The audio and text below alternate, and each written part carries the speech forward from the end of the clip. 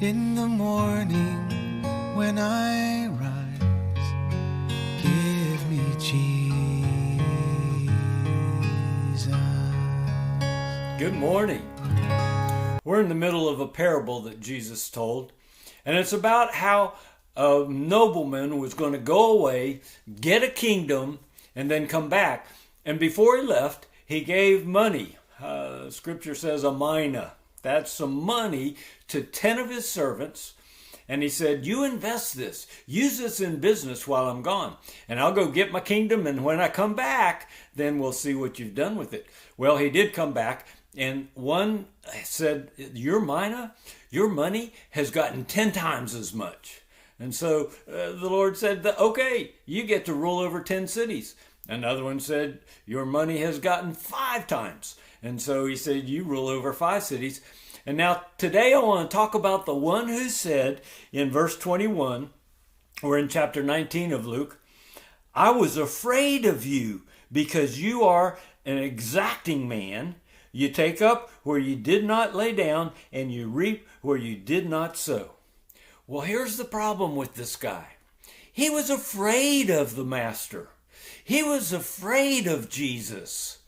Those who do not receive the love of God, in some ways, are afraid of God. Some of the people that will not receive the love of God don't receive it because they're afraid of Him.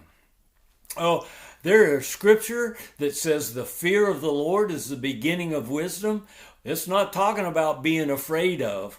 That fear of the Lord is an awe of the bigness of God, the goodness of God. The love of God will knock you over in a great way. And so an awe of God is the beginning of wisdom. Following God is where wisdom is found. Well, that's not what this guy was talking about. This guy's fear was, I was afraid of you. And that's because he didn't know Him. Today we're in verses 22 and 23, and they say this. The master said to the servant, by your own words I will judge you. That is so significant. You worthless servant. Did you know that I am an exacting man? Did you believe me to be this way? That I was taking up where I did not lay down, and I was reaping what I did not sow? Did you really see me like that? Well, then why did you not put my money in the bank? Then, when I came back, I would have at least collected it with interest. The master gave resources to the servant, and the servant did nothing with them. Oh, the Lord gives us His love, gives us His grace, and if we can really receive it, we can't help but proclaim the goodness of God because we see how good He is and how rich His love is for us. Well, this guy didn't see this, and the fear was an afraid of God. So the master says to him, I'm judging you by your own words. If you're afraid of me, I'll give you something to be afraid of. Well, we'll probably see that tomorrow when those who didn't like the master gets dealt with in a very harsh way.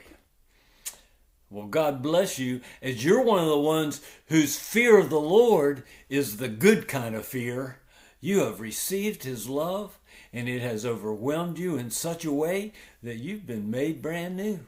You can't get enough of the love of God because He loves you with an everlasting, unconditional, life-changing, life-giving love. Something that the world can't give you. We can only get it from the Lord. And that's what we all need. So again, I say, God bless you as you receive His love today. I'll see you tomorrow. Give me Jesus. Give me Jesus.